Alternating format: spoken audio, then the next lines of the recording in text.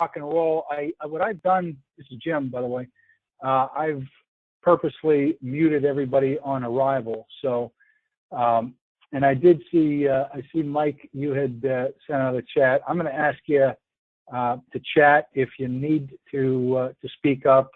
Send me a quick chat. I'll hopefully be able to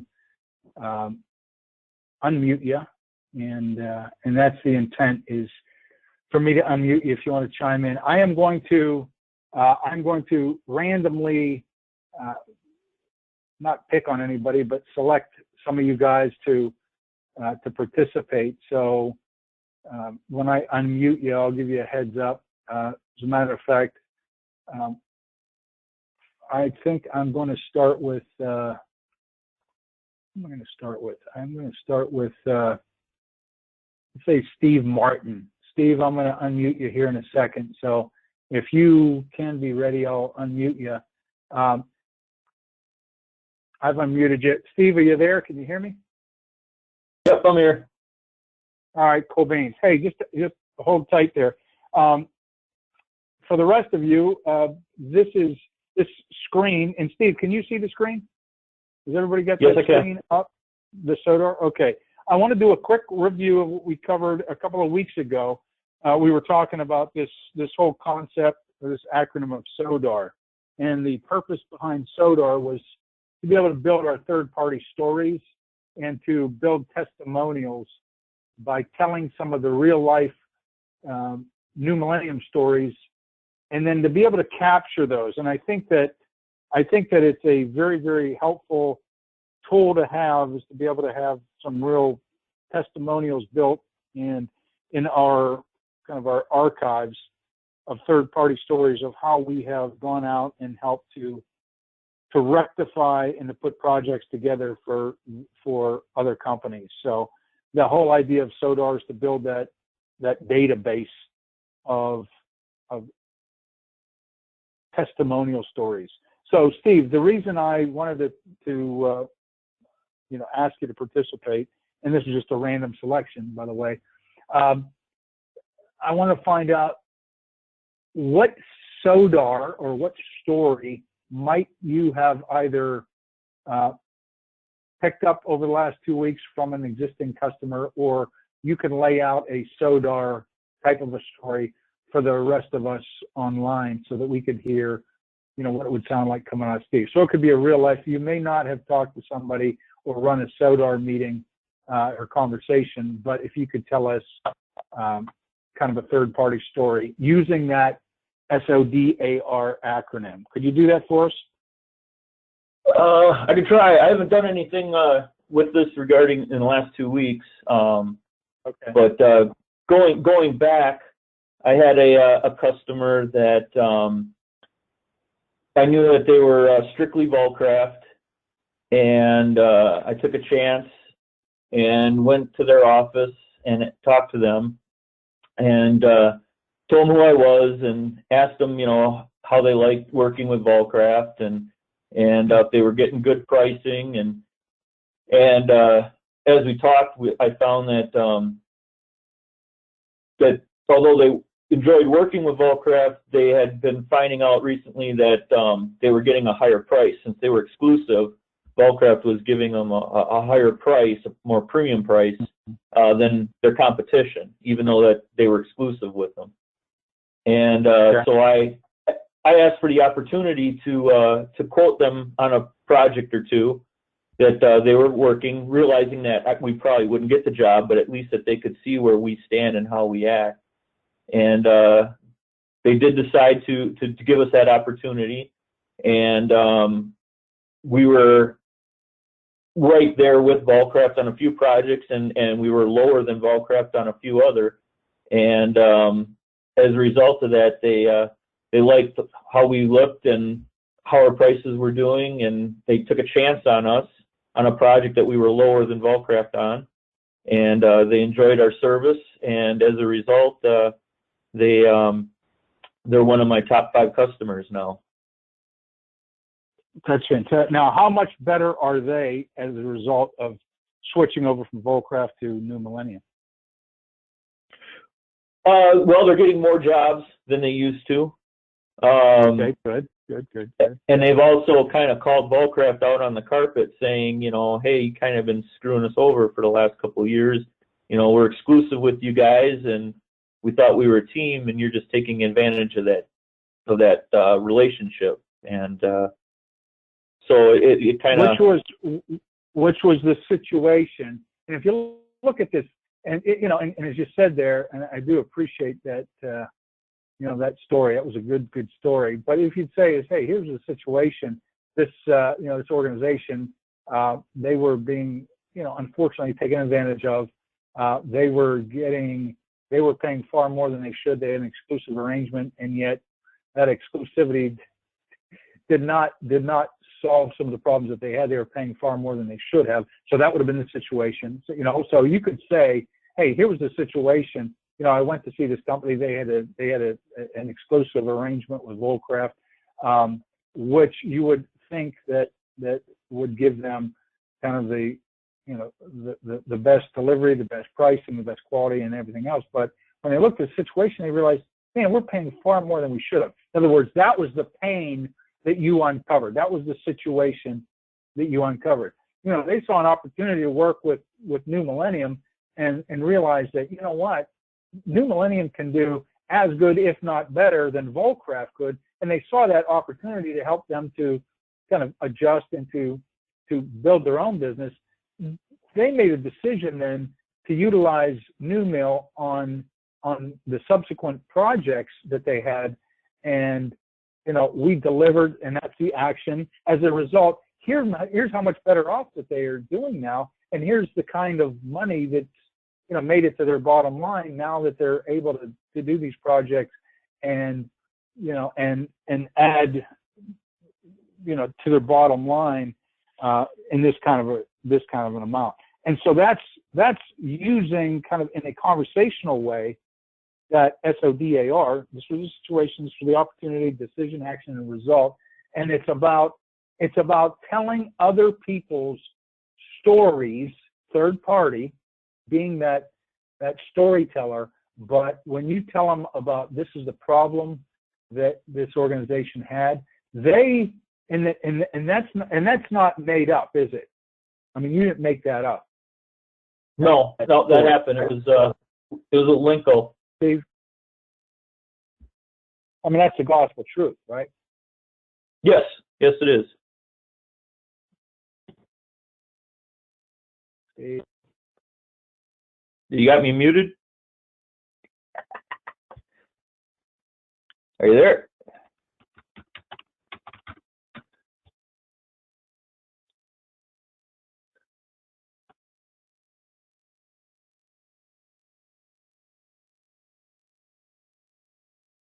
Hello?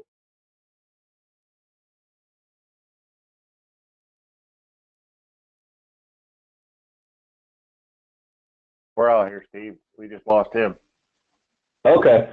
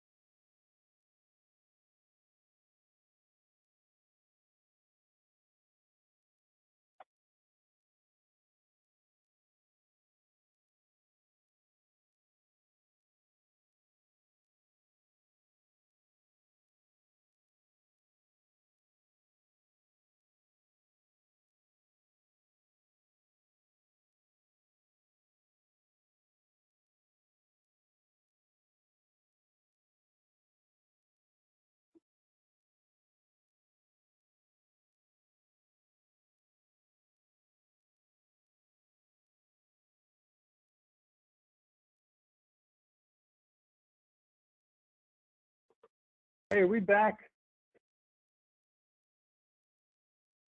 Yes, we can hear We you. are now. We are now. Yeah. All right. I apologize. I don't know. I gotta get some kind of a better phone system. This thing dies on me far too often. I had been talking to Steve about, it being hopefully a true story. And that's what the whole idea of these SODARs are, is creating true life, real stories about situations that we have, that we've helped people overcome their pain, and then really be able to walk people through how New Millennium works. There's problems, they find us, or we find them. They realize and decide that, we're going to engage with New Mill because the problems that we're experiencing are not conducive to our projects. We're paying too much. We're getting the material too late. The quality of the material is not up to speed, not up to our expectations.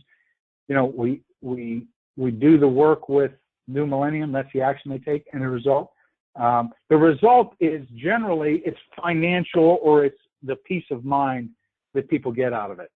How about let me ask Tom Garcia. I'm going to unmute you if possible. Oh, you might not have done your audio pin, Tom.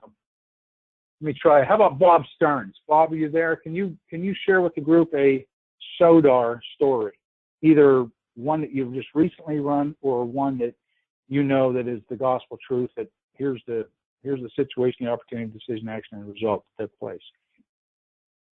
I really haven't run anything since the last. I haven't had an opportunity to use it. But Okay.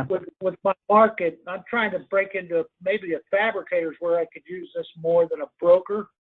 Okay. It kind of hurt all these, a little bit on trying to use this. Not sure how I could utilize it with my main customers. Okay. Well, there again, you may not have been able to use or run a SODAR conversation with one of your customers, but you could look at this and say, and you could look at it, maybe it was 5 years ago, or it was, 5 days ago, but you can create your own kind of testimonials or third-party stories based on just historical precedent of what you've done for other companies. This was the problem that they were running into. They found us, or we found them. That was the opportunity that we came together. They made the decision to engage with our services and buy our products. This is the action that they took. This is what they bought from us, and as a result, here's how much faster, easier, and more profitable that particular project and the subsequent projects have become since they've started to engage with New Millennium. So it's a great way to present New Millennium. It's a great way to present New Millennium without it, let's say, being a braggart story. You're telling someone else's story, right, through your mind and through your history. So that's the idea of SODAR. And as I've said to you before, I'll say to you now, we should have a database at New Millennium of these customer testimonials, and I'm sure that you have customer testimonials, but I think that if you look at them, you could break them down into that way. And then you could even talk to your customers and say, hey, what was the situation that you guys had run into with Volcraft? Where did you see an opportunity to get that rectified through New Millennium? What was the process that you went through making the decision to do that? What different actions had to be taken in order to start to work with New Millennium? And now that you've done it, and now that these projects are complete and wrapped up, what did it mean to you? And as a result, how much better off are you? So it's a very, very, and again, I wanted to touch base with this just to see whether or not anybody, and if anybody's got something that they want to add to that, send me a chat. I'll do a quick unmute Hey, Bob Stearns, thank you very much. So I'm going to mute you back up. So that was a quick review. SODAR, build your testimonials, build your third-party stories. It's a great way to explain the value of New Millennium. And goodness knows that with the kind of the history and the customer base you all have, it should not be any problem to develop some SODAR stories. Let me jump in to today's. Get ready for a challenge. Some of you may have been exposed to the Challenger sale. It's a very, very interesting kind of sales outlook and a different way to kind of knock off the rust. There's and we're going to talk about the challenge or the challenger in the type of selling that is described in the kind of the challenger approach. So that's what we're going to deal with. The Chief Executive Board, which is an organization, they had done a survey, and through the Harvard Business Review, they went out to about 1,000 different, very good, solid, strong companies, 1,000 good companies, and interviewed and looked at around 6,000 of their producers, their top producers. And these are, as I have there, above average, they're average or above average performers out of these 6,000 people. And what they wanted to do is to kind of break down let's say the different types of salespeople. And what they did is they came up with five different types of salespeople that were all average or above average performers, good producers. They're strong. These are not the people that were circling the drain. These were people that were getting the job done. And what they did is with these interviews with the companies and the salespeople is to determine what separates those high producers from those kind of middle of the road or the kind of the lower level producers, and how would you kind of qualify or how would you categorize these people? Now, the types of, and we're really just talking about the high performing salespeople. Somebody shoot out what you might think. I mean, the types of high performer salespeople. And I know this is a kind of a shot in the dark unless you're familiar with the Challenger sale. Any idea what the 5 different types of breakdowns of high performing salespeople are? How would you break those people down into categories? Chat, send a chat note. What do you think? Define and describe them. What are the types of high performer salespeople out there? Good, Sev. Self-motivated. Yeah, self-motivated is awesome. Yeah. What else?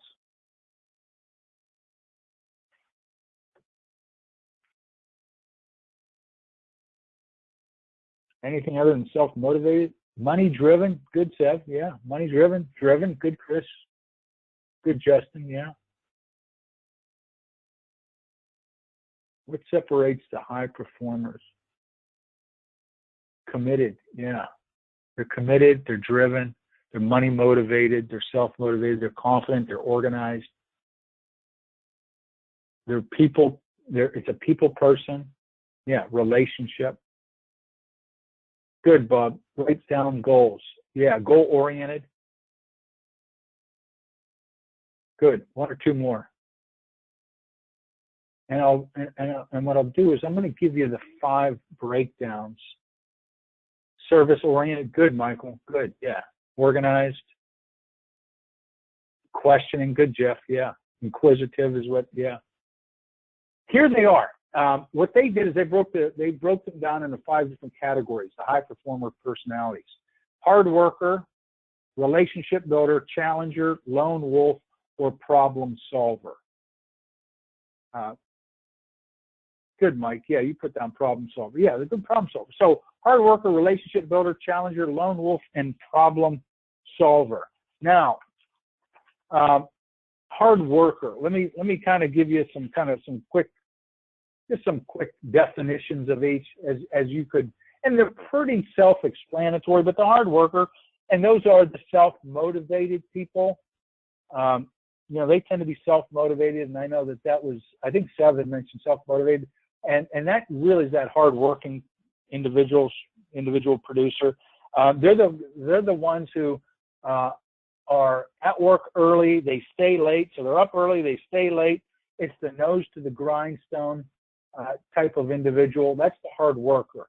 And I'm sure that kind of nose to the grindstone individual, kind of defines some, if not a lot of you on the call. Hardworking, up early, stay late, self-motivated, get it done, hardworking, just by sheer guts and sweat and all, you'll make it happen. That's the hard worker. The relationship builder, those are the ones, those are the high performers that can go real deep inside customer. They can go wide and deep inside of an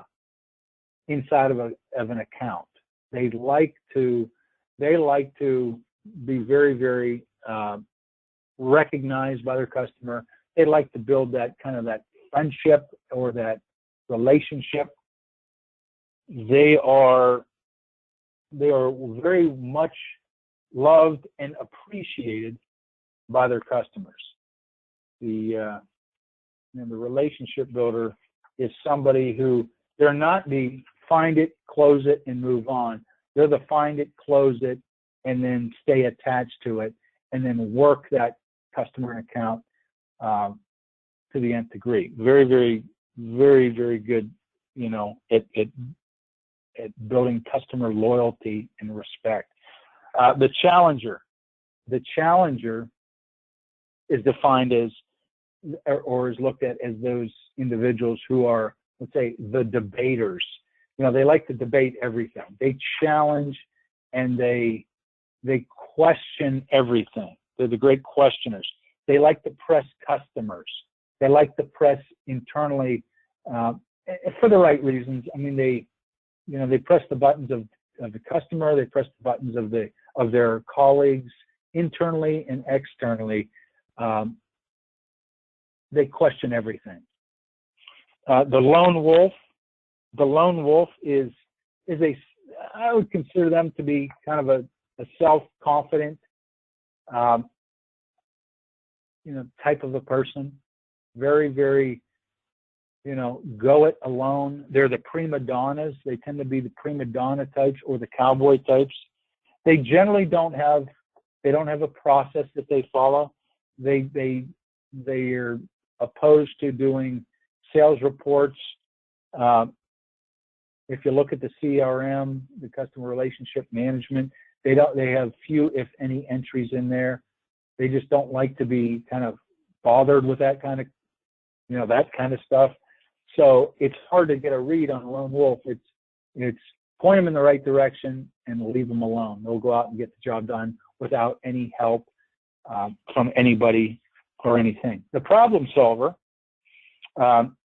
very detail oriented.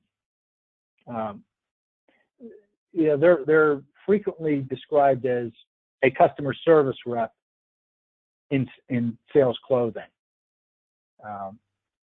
They like to deal somewhat similar to the relationship builder.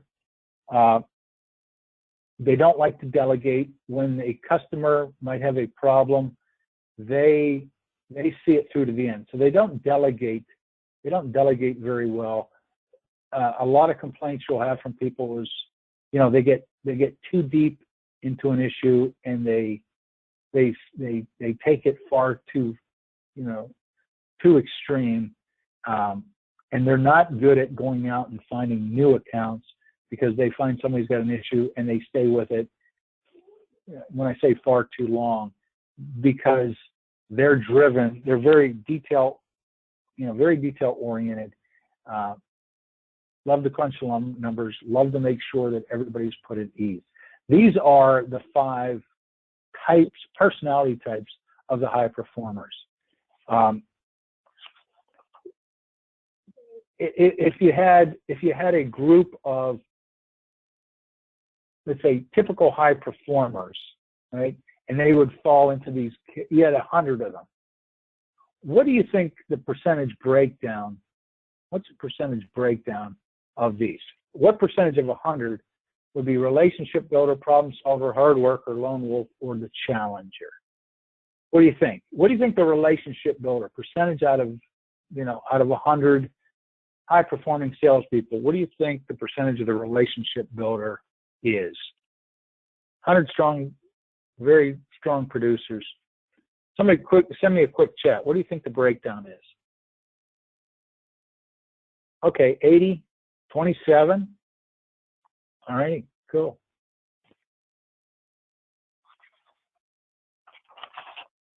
All right, it's not 80 or 27. Keep firing them away.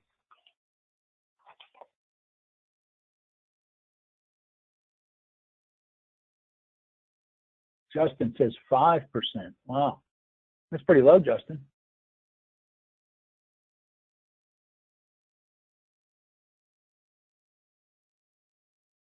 All right, in actuality, 100% on all. No, it's not 100% on all. Justin was very, very close to this 5%. The relationship builder is actually 7%. 7% of the high performers are relationship builder personalities. Of the high performer, 7%, which is and Justin, let me see if I can get you here and unmute you. Let's see here. Unmute Justin.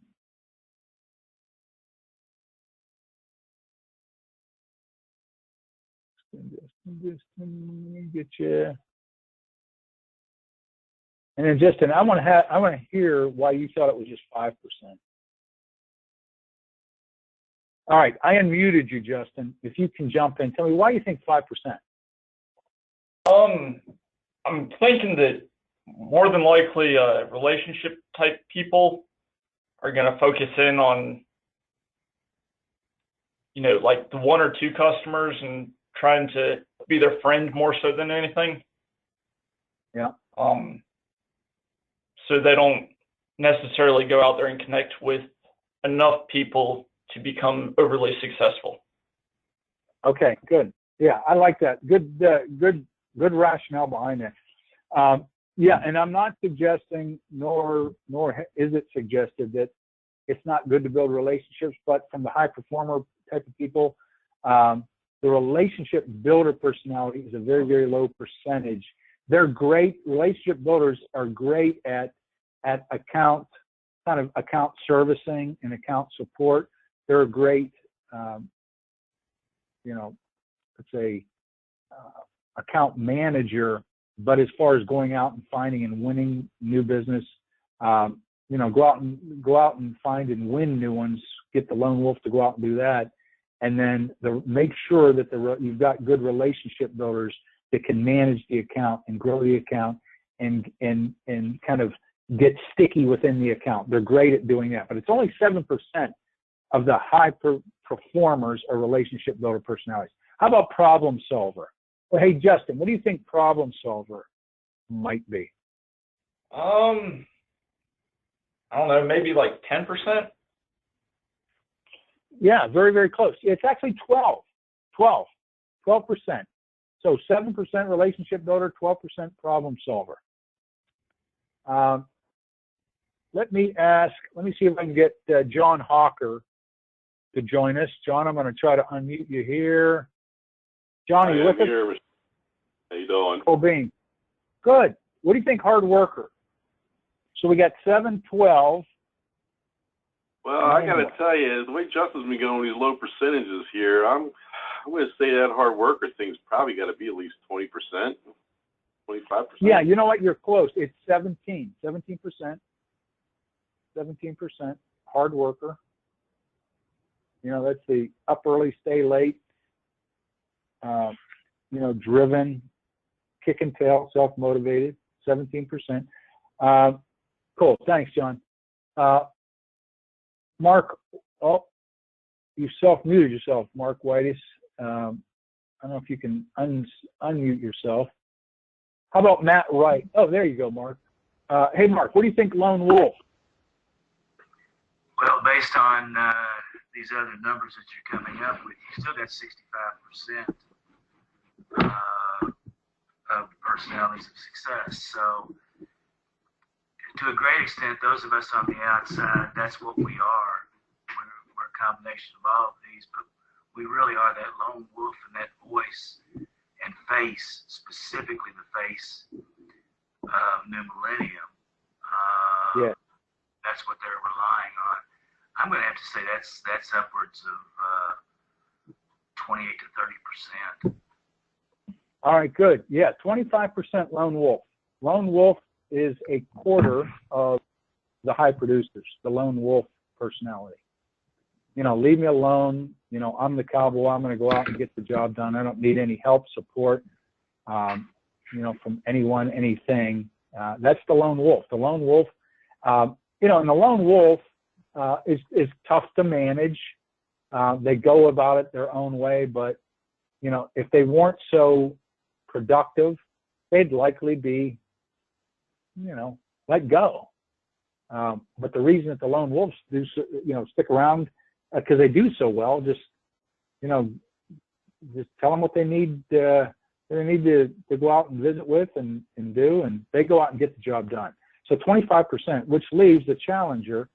I don't know if anybody's been crunching these numbers. What's the percentage for the challenger then? Matt Wright, I'm going to unmute you.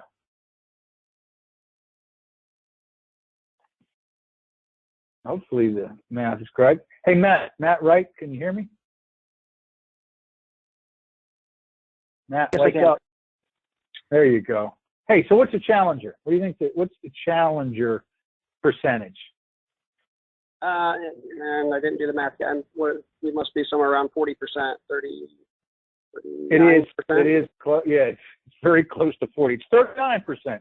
These are these are the kind of the press the customers. They, you know, they're the inquisitive ones. I know Jeff Peters jotted down that, you know, they're the questioning, you know, the good solid producers, the questioning person, the person that asks a lot of questions.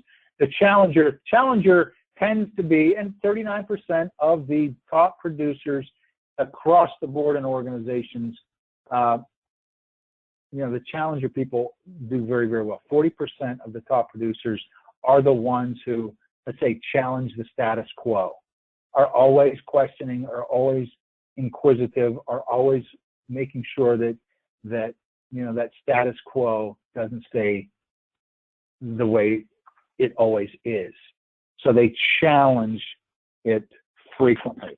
Now, there they are, 7, 12, 17, 25, 39. And it's very interesting because when you look at it yourselves and you think, where do I fall in? You know, where's Sev Mullen? Where's Justin Hayes? Where's John Hawker, Jim Fowler? I mean, it's like, you know, when you're looking at yourself and wondering, you know, what percentage or what personality type am I? This is where the most of the best people fall into that challenger role. Here's the challenger rep. This is kind of, these are half dozen of the pieces that are kind of looked at here. The challenger rep, they offer unique perspectives. You know, they look at things. They look at things as to how they could be or should be, not the way that they are. That's why I say they challenge the status quo a lot. They've got very, very good. Yeah, Dale. So on the disc profile, the challenger tends to be the high D, you know, the D type. So does the lone wolf. There's a lot of D in a very, very strong salesperson. Two-way communication skills. They're very good at as Jeff Frieder said before, at questioning. Two-way communication skills. They're not just, it's not a monologue where we just show up and start telling people, all about me, all about New Millennium, all about why you should do business with us. But it's more of that two-way questions, and answers. It's, the standard rule is the 70-30 rule. The customer should be doing 70% of the talking, but we should be doing 30% of the talking. And our 30% of the talking should be based on the questions that we ask and the insight that we give. But most of the conversation, most of the communication is coming from the customer, telling us what their pains are, what their frustrations are, what their irritations are. So a challenge rep has good two-way communication skills. They know customer value drivers. They understand what it is about those customers and what would drive value for them. They can identify the economic drivers. They can look at the numbers. They can look at the gaps between where the customer is, where they want to be from a purely monetary standpoint, economic standpoint, and they can focus on that. And the rationale behind focusing on that is money is that subject. As a matter of fact, look at that, the fifth one there. They're comfortable talking and taking money. Somebody that's a good, solid producer needs to be comfortable talking about and taking money. It's one of the, as you know, it's one of the primary weaknesses of salespeople is the unwillingness or the inability to talk about things in a financial, in the financial world, because we've all been raised that it's not polite to talk about politics, religion, or money, and we've been inundated with that, and we shy away from it. But a good challenger challenges people, talks about the money, and talks about it at the right time, right? Not in the very beginning of the sales call, and not at the very, very end, at the right time. And it's talked about in the pain step and in the budgetary step, and they're comfortable talking about it because, New Millennium is trading your steel for other people's currencies.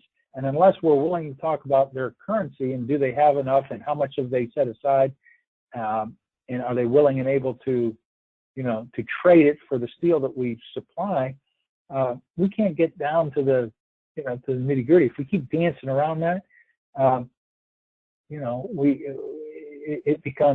it just becomes a long sales cycle. So they can identify the economic drivers and they're comfortable talking about it and taking money. And lastly, they can pressure the customer. And when I say pressure the customer, not in a bad pressure type of a way, but to call people out and to kind of press them on when a decision will be made, who else that they're talking to, under what circumstances might you ever consider a different supplier? What, if anything, might your current supplier do differently that would make for even better? So it's pressuring the customer to answer the questions that need to be answered. Those traits, those 6 traits there are, and when I say unique to the challenger rep, not necessarily that the other ones don't have those, but those are some of the competencies or some of the attributes of a challenger type of a rep that we need to look at ourselves and saying, hey, am I able to do that? Do I have good two-way communication skills? Am I very inquisitive? Do I know the customer's value drivers? Am I aware of them? Am I asking them about them? What about the economics behind this? Am I comfortable talking about money? And if I'm not, I better become so, because unless I get comfortable talking about money, we're just going to dance around the subject. And am I good at pressing that customer for a decision and understanding, what their issues are, and pressure them, not arm twisting, but pressure them with inquisitive types of inquiries. Now, the competencies.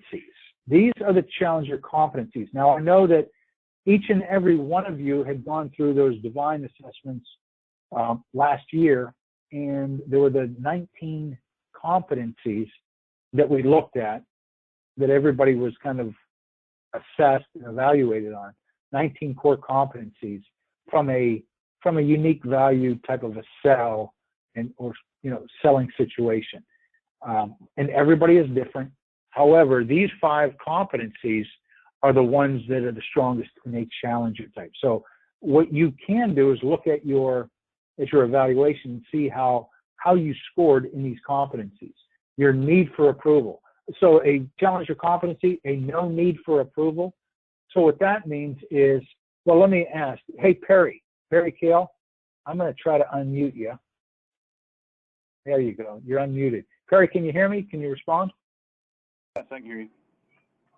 Cool. How would you define that competency? No need for approval. And what do you think that challenger type of rep, what does that look like for him or her, having no need for approval? Well, I guess I would see it as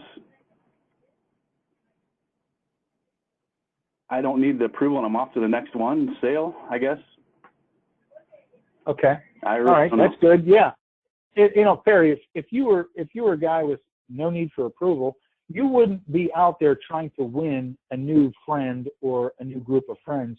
You don't see, you would, and again, I'm speculating or making this up, but Perry would say is, hey, look, if I want an unconditional friend, I'm going to go out and buy a dog. The dog's going to love me. The dog will take care of my emotional needs. I'm not looking for the need to be approved by all of these people I'm selling to. I need to find out, can I help them, and will they pay me for my services? People with a high need for approval are very, very reluctant to ask tough, challenging questions, to ask somebody how much money they've, allocated, or how much money some other people have bid on this project, because the fear is, they may not like me if I ask them some of these tougher questions. So a challenger, doesn't have a need to be liked or a need to be accepted. They have a strong need to be respected. So that's what that no need for approval competency is about.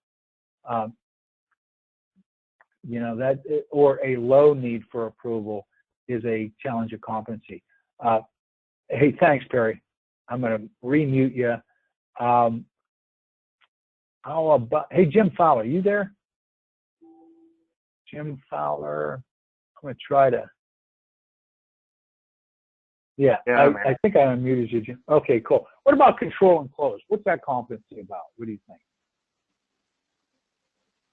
What can the challenger type of a guy do if he's got a good control and closure?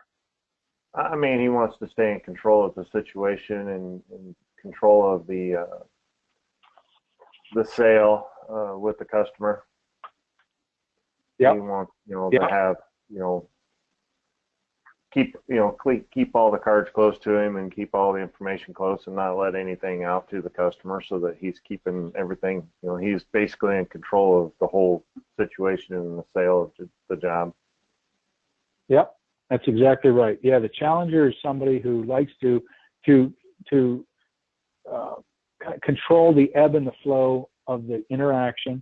They're not being led like they got some ring in their nose, but and plus they're not dragging the customer, but what they're doing is they've got a good sense of control over what happens next, what's going to go on, how we're going to do this particular project, so they control the ebb and the flow of the sales call. And then the closure is a challenger type of a sales individual, is somebody who enables a decision to be made. They like to get decisions rendered. And if that means a no, right? They get a no, we're not going forward. That's at least closing the file on that particular project. Now they're not doing backflips and jumping jacks when they get the no's. that, hey, we've decided to go another direction, but you know what, they find some value in making sure that there is a decision rendered and things are not just open, because we all know that time kills even the best laid plans. Time is not our ally in sales, it's actually our enemy.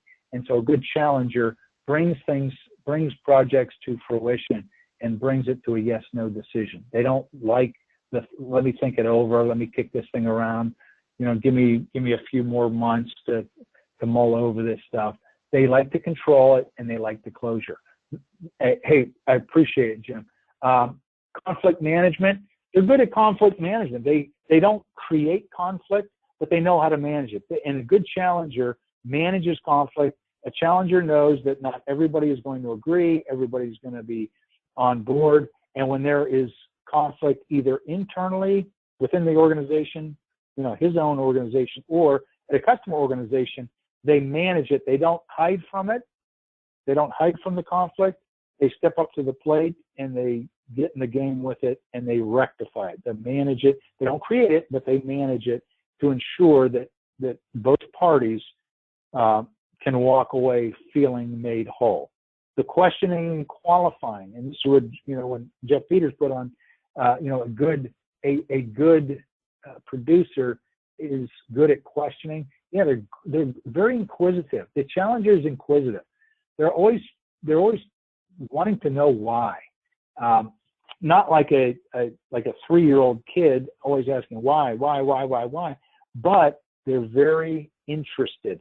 And my rule is always be more interested than interesting. And the challenger is always interested in why they're doing it that way, why they're buying from these people. They're questioning how much money have you anticipated this thing going to cost? You know, what's the decision process that you're going to go through when you make a decision like this? And they're good at qualifying an opportunity. They're good at qualifying because they know, the challenger knows that he or she doesn't want to spend time with an unqualified opportunity. So they're good at qualifying and they're good at questioning. And their questioning skills are going to be what determines whether or not this is a qualified or disqualified opportunity to pursue. And then decisiveness. The decisiveness is a challenger. A good challenger producer is somebody who can make decisions and stick with those decisions. They're not indecisive, but they're very decisive. They see it, they want it, they act upon it. They're action-oriented type of sales producers, and they're decisive.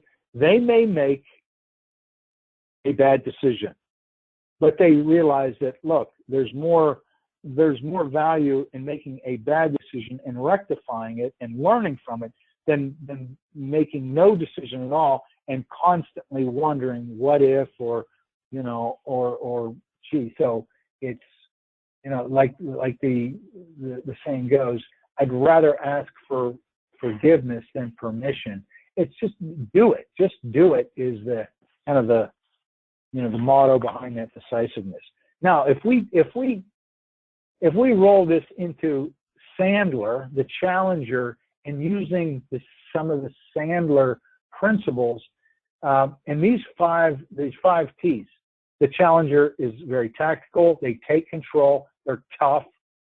They tailor their solution, and they also teach. So if you look at those 5 attributes of a challenger sales producer and correlate it to some of the Sandler practices, the tactical is it's very business focused. And again, this is what we talked about. It's about the business, not about that particular individual or the relationship builder. It's very tactical. There has to be a business case wrapped around this, and they're focused on the business case.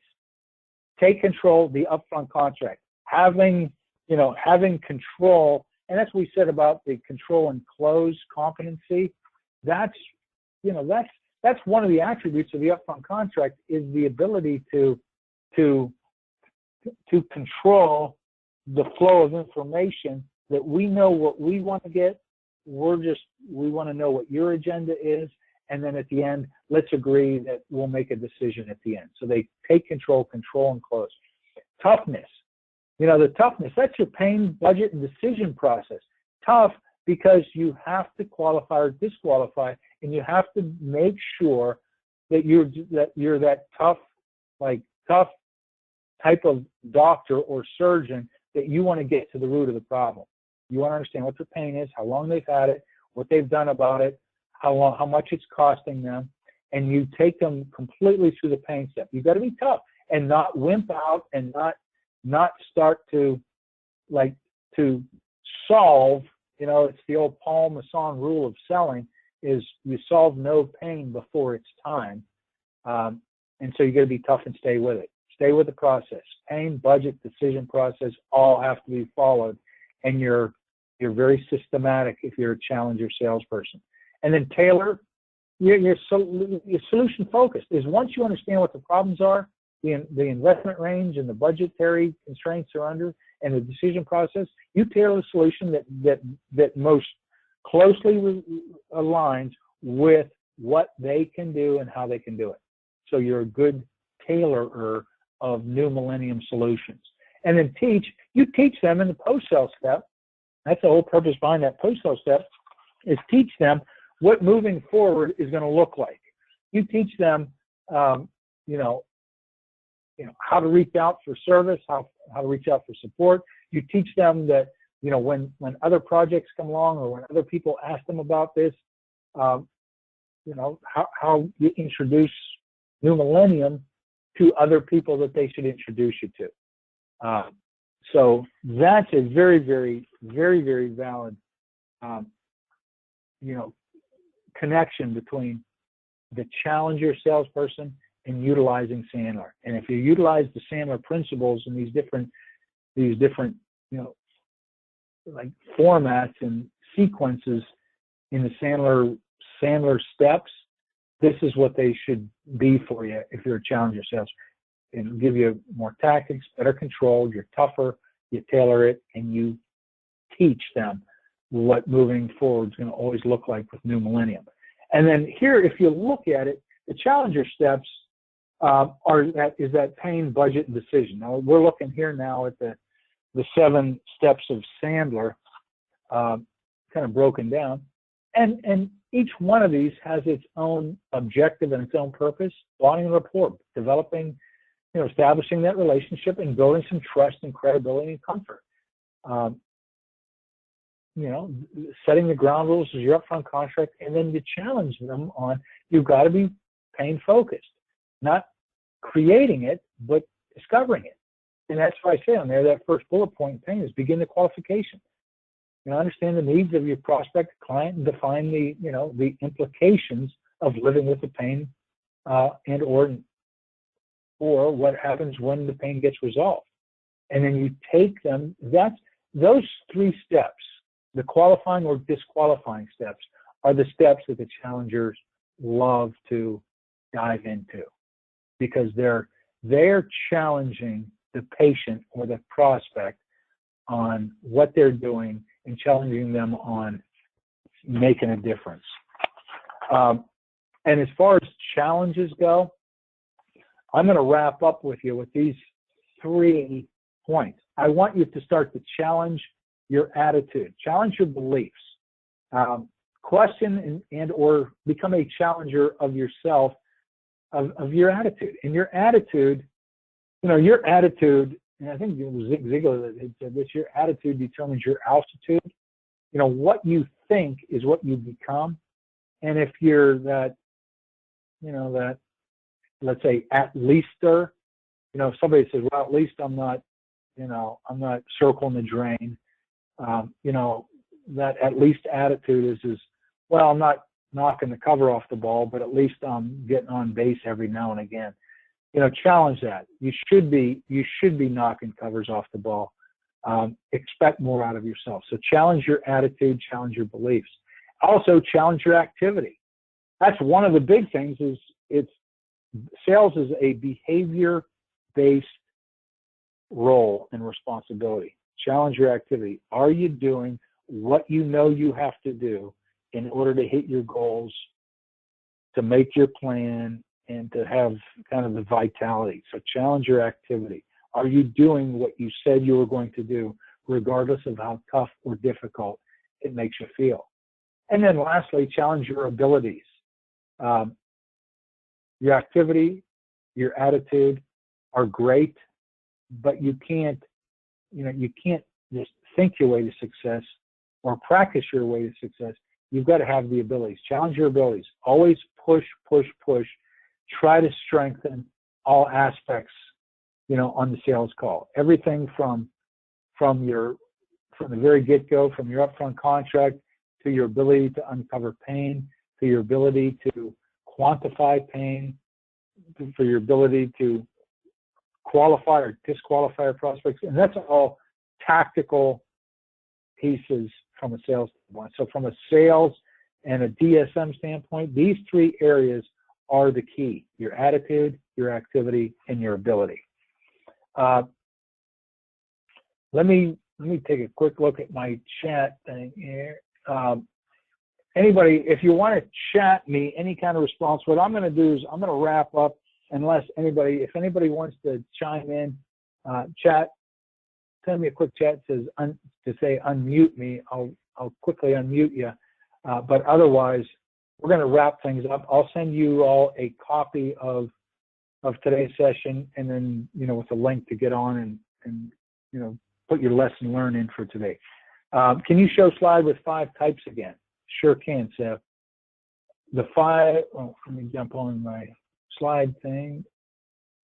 Oh, yeah, those 5 slides is, I'm guessing, what you're thinking.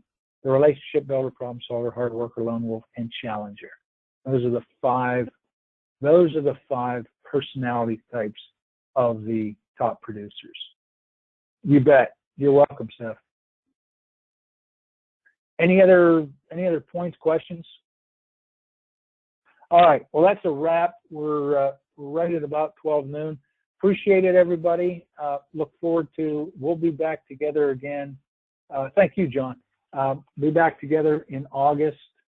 I believe it's the first Monday of August, whatever that date is. And we'll talk to you then. Any questions, feel free to reach out, give me a call, send me an email, send me a text. I'm at your disposal. Thanks, everybody. Take care.